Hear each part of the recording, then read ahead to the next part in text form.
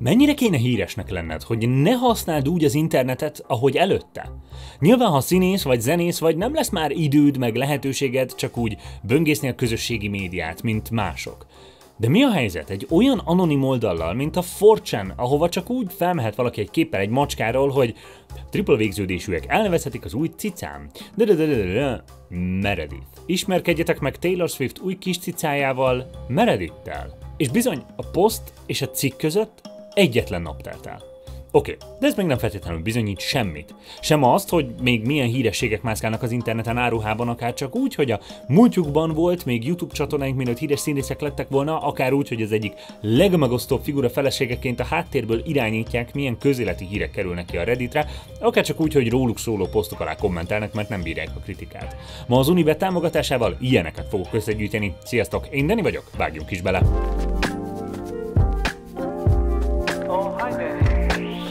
Tehát Taylor Swift és a 4chan. Van egy ilyen már őrült, alusapkásnak tűnő kép, amin valaki összeszedi az összes nyomot arra, amikor Taylor Swift anonim a 4chanra posztolt. Mondom, kicsit már őrült az egész, de nézzük meg.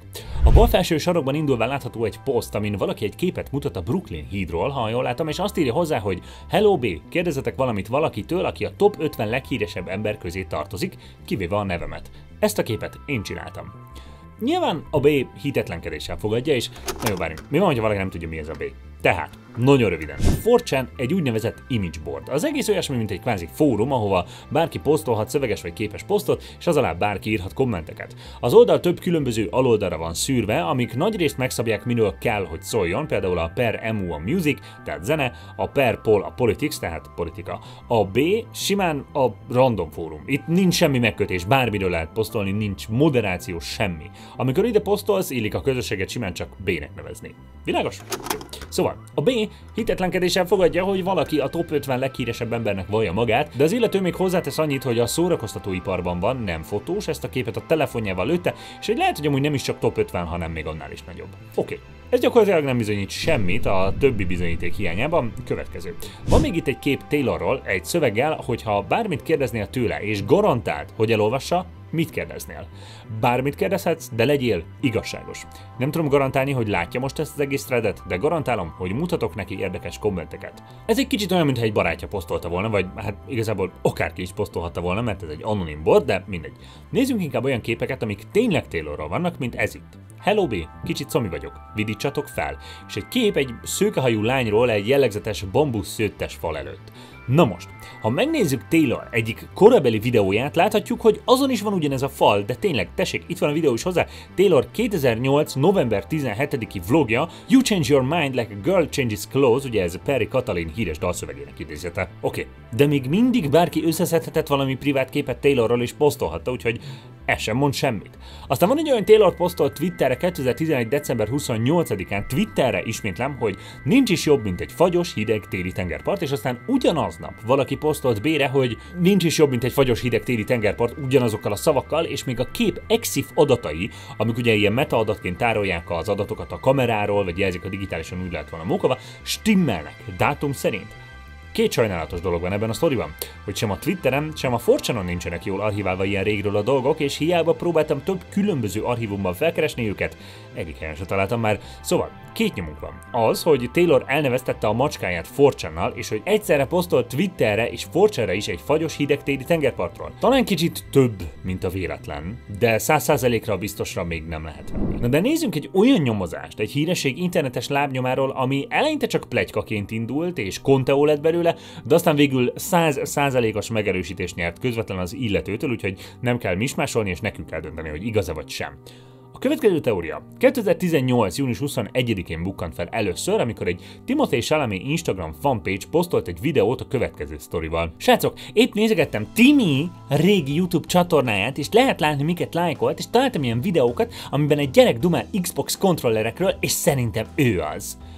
És tényleg, ha megnézzük a mellékelt videót, érezhető némi hasonlóság a hangjában. De nyilván a hasonlóság még nem elég.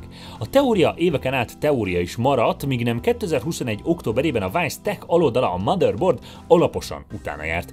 Eddigre tegyük hozzá, Timothée Chalamet generációjának egyik legnagyobb feltörekvő csillagává vált, hát mögött a Dűnével, a French Dispatch-el, meg persze a korábbi Call Me By Your Name-mel, stb.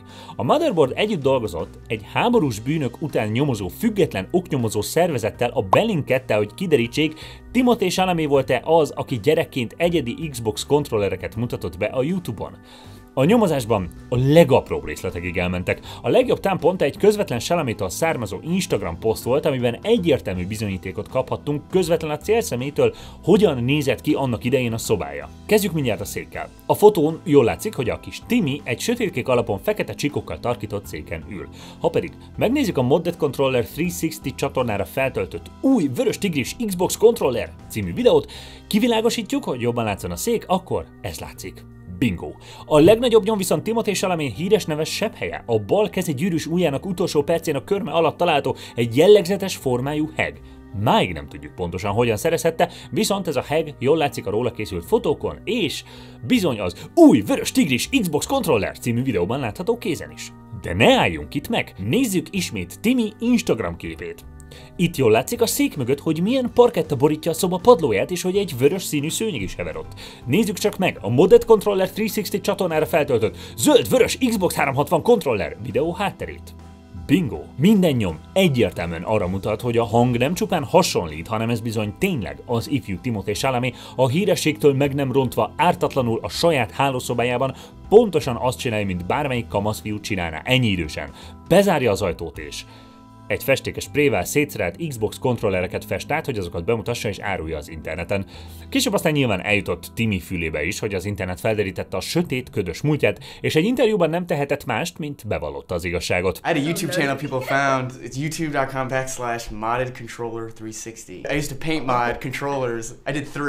A kedvenc pillanatom ezzel az egész történettel kapcsolatban mégis az, amikor a Game Awards-on őt hívták meg, hogy átadja az évjátékának járó díjat, és Geoff Keighley így mutatta őt be. To present Game of the Year from the upcoming films Wonka and Dune Part 2, please welcome YouTuber Modded Controller 360.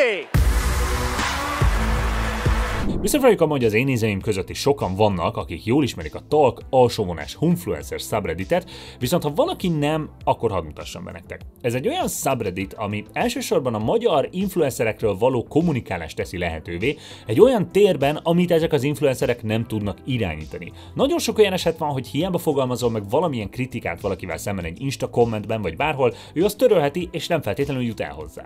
És most amikor azt mondom, hogy influencerekről van szó, akkor azért, ha végiggörgetünk, inkább a hagyományosabb értelemben vett celebekről van szó, hiszen már ők is jelen vannak Instán, meg ott hirdetik a termékeket, meg mit tudom én. Szóval valószínűleg nem nagy az átfedés a között, hogy ti milyen influencereket néztek, és hogy miről van itt szó, de most nem is ez a lényeg.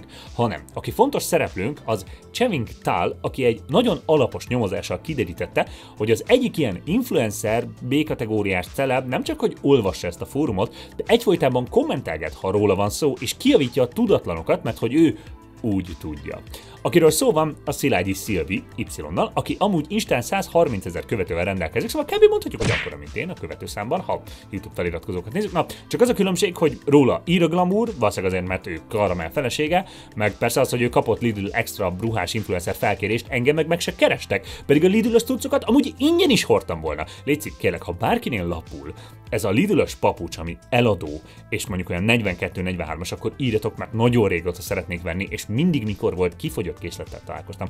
Pedig tényleg minden ilyen, még az ilyen online újraeladós felületeket is átnéztem, ahol, na jó, nem én, hanem a már említett subredditen Hunter találta meg, hogy azok után, hogy Szilágyi Szilvi csinált egy ilyen Lidl-ös ruhás szponzorposztot, azután egyből szaladt is felrakni Vinted-re az ott kapott cipőt, teljesen új címkés sosem használt jellegével. A kommentekben valaki megjegyzi, hogy múltkor egy szponzorációra kapott biciklit is eladott, mire jött a Appropriate Act 2206 azzal, hogy nem adta el, múlt héten ment vele a rakparton.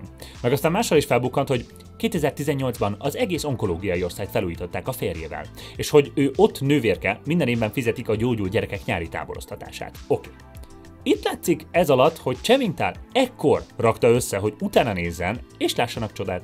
Ahogy visszakereste a kommenteket, szinte minden alkalommal, ha szóba került, oda kommentelt valami pontosítást, és más posztok alatt is mindig őt, az ő kuponkódjait, szponzorait ajánlotta. És amúgy menjünk vissza. Szerintetek, ha valaki ápolóként dolgozik, úgy fogalmaz magáról, hogy nővérke? Ezt a szót szerintem kb. Csak azok használják, akik Halloween jelmezt keresnek, akik nem dolgoznak a szakmában, de van jó pár egészségügyi ismerősöm, mindenki ápolónak hívja őket. Én se azt mondom, hogy ha valaki tőlem megkérdezi, mi a munkám, hogy vidis vagyok. És még ez alatt a poszt alatt is próbált mentegetőzni, de innentől kezdve ennyi volt. Senki sem hitte el neki, hogy nem ő lenne Szilágyi Szilvi személyesen, egyszerűen zseniális ez a sztori. Ami tök érdekes amúgy, hogy azóta sem törölte a profiát, hanem szimplán csak 9 hónapja nem posztolt, szóval minden kommentje még minden mai napig ugyanúgy olvasható. És a videó eddig kb. Egy ilyen vicces, humoros megközelítése volt olyan híres embereknek, akik próbálják inkognitóban, vagy legalábbis valamennyire elrejtve használni az internet népszerű oldalait, viszont zárásként egy olyan sztorit akarok behozni, ami már tényleg a para összeesküvés elmélet kategóriába fordul. Kezdjük azzal, hogy bemutatom azt az online accountot, amit sokan, és most itt a legnépszerűbb tech blogok is a legbefolyásosabb internetes felhasználónak tekintenek. A Redditor Maxwell Hill-t. Hogyan működik ugyebár a Reddit? A Reddit szimplán egyetlen hatalmas fórum. Bárki indíthat egy saját subredditet, ami egy ilyen különálló topik vagy aloldal, ahova egy adott témában lehet posztolni. De persze, hogy tényleg csak az adott témában posztoljanak, hogy tényleg csak a megfelelő szabályok betartása mellett érkezzenek a posztok, kellenek moderátorok is. De ezen kívül az egyetlen, ami befolyásolja, hogy mit látsz a Redditen, az a saját specifikus algoritmusok. Az algoritmus figyelembe veszi, mennyi szavazat érkezett az adott posztra, de azt is nézi, mennyi idő telt el a posztolás óta, mennyi komment érkezett, szóval e tekintetben kicsit úgy működik, mint egy közösségi médiás ilyen hírfolyam. Az, hogy valaki mennyire híres vagy sikeres a platformon, azt az úgynevezett karmája mutatja. Minden egyes szavazatért, amit egy általad posztolt link kap, csak linkes posztok, szöveges posztok nem, annyival növekszik a karmád. Nos, Maxwell Hill volt az első Reddit felhasználó, aki elérte az 1 millió karma pontot. Moderátor volt több olyan meghatározó fő subredditen, mint a World News, a Politics vagy a Technology. Azt hiszem, mondanom sem kell, hogy ezek mennyire nagyforgalmú és központi hírforrások voltak sokak számára. Maxwell Hill pedig nem csak moderálta a posztokat és a kommenteket, hanem az egyik fő posztoló is volt. Rendre az ő posztjaival találkoztál ezekben a témákban, ha felmentél a Reddit főoldalára, naponta többször is posztolt cikkeket, irányította a beszélgetést. És ha belegondolunk, hogy a Reddit mennyire meghatározó fórum közéleti kérdésekben, mennyire meghatározó véleményformáló hatása van, akkor elég durva belegondolni, hogy ez mennyire befolyásossá tett egyetlen embert. És tudom, hogy könnyen lehet, hogy nem értesz egyet azzal, hogy a Reddit meghatározó lett volna a közéleti véleményformálásban, a magyar közönségnek valószínűleg nem annyira. Viszont az Egyesült Államokban az amerikai közösség számára egy nagyon fontos fórum. Globális viszonylatban évek óta rendszeresen a top 10 leglátogatottabb oldalak közé tartozik. Igen, abban a listában, ahol pornó oldalakkal kell versenyeznie, a sima főoldalon pedig mindig a hírek szerepelnek első helyeken, szóval igenis nagyon fontos, milyen posztok kerülnek a főoldalra rendszeresen, és bizony, ezek többnyire mind Maxwell Hill posztjai voltak. Nos, ki ez a Maxwell Hill? Mit tudunk róla? Nyilvánvalóan, ahogy látszott a szerepe az oldal arculatának formálásában, sokan próbálták kideríteni, ki rejtőzhet az anonim username mögött. Készültek vele interjúk, készültek róla amák, ezek a reddites kérdezfelelek posztok, ahol bármit lehet az illetőtől kérdezni, ask me anything, és ezekből kialakult egy 40 éves férfi képe, aki az Egyesült Királyságban él. De persze az internet anonim. Bárki mondhat magáról bármit, szóval ki tudja. Sosem osztott meg olyan igazán személyes információkat, ezeket is inkább csak így leszűrték. És Maxwell Hill uralkodása, nagyon idézőjelesen, 2020. június 30-ig tartott. 4 évvel ezelőtt egész egyszerűen egyik napról a másikra teljesen abba hagyta a posztolást, a kommentelést, a moderálást, és inaktív lett az accountja. Sokakban felmerült a kérdés, hogy egy ennyire fontos felhasználóval így mi történhetett? Mi vezethet oda, hogy valaki, aki előtte éveken át, de 13 éven át naponta többször posztolt, mintha a második munkája lenne ez az oldal, egyszer csak egyik napról a másikra abba hagyja. Nyilvánvalóan, amikor ez a kérdés felmerült, sokan nyomozni kezdtek, és amit találtak, az elég megrázó és furcsa választ adhat a kérdésre. Bizonyára hallottatok Jeffrey Epsteinről. Egy New York-i bankár volt, aki jelentős vagyonával mélyen be volt ágyazva Amerika leggazdagabb és legbefolyásosabb emberei közé, és kiderült, hogy mindeközben kiskorúak szexkereskedelmével is foglalkozott. 2008-ban vádolták meg először, hogy kiskorúakat bántalmazott, bűnösnek is vallotta magát, ezért cserébe csupán 13 hónapot kapott, aminek csak rövid részét töltötte le. 2019-ben ismét letartóztatták, ezúttal sokkal szélesebb körben derült fény arra, miket is csinált. Majd kicsit több mint egy hónappal a letartóztatása után állítólag végzett magával a börtöncellájában. Azért mondom, hogy állítólag, mert máig aktív összeesküvés elmélet, hogy valamelyik befolyásos ügyfele vagy akár több ügyfele megbízására végeztek vele, mert féltek, hogy lebuknának. Máig csak félinformációink vannak egy szigetről, ahol az egész világ politikai, gazdasági, szórakoztatóipari vagy tudományos krémje gyűlt össze, kiskorú lányok és fiúk társaságában, és hát ki tudja, miért és mennyit fizettek Epsteinnek. Egy biztos. Már az, amit biztosan tudunk Epsteinről is, borzalmas bűnmennyiség, hát még amik ki sem derültek. És még aggasztóbb, hány hírességgel ápolt jó kapcsolatot, mert nem tudni, hogy a barátai igénybe vették-e a szolgáltatásait. Vagy hogy tudtak-e róla, és hogyha tudtak, akkor értem beszéltek. De mielőtt arra gondolná, hogy Epstein lett volna a Maxwell Hill nevű redditor, nem ennyire egyszerű a sztori. Maxwell Hill ugyanis 2020. június 30-ig posztolt, Epstein pedig 2019. augusztus 10-én hunyt el. Volt neki viszont egy szeretője, vagy barátnője, vagy partnere. Nem tiszta a viszonyuk, mert sosem házasodtak össze, vagy kapcsolták össze magukat hivatalosan sehogy. Ghislaine Maxwell. Ghislaine Maxwell egy híres brit média mágnás, Robert Maxwell lánya volt, akiről a halála után derült ki, hogy elsikasztotta a média birodalom vagyonának nagy részét, ezért ez a média birodalom összedőlt. Ghislaine viszont a brit társadalmi élet elitjében nőtt fel, mindenkit ismert, akit ismerni kell, a 90-es években pedig New Yorkba költözött.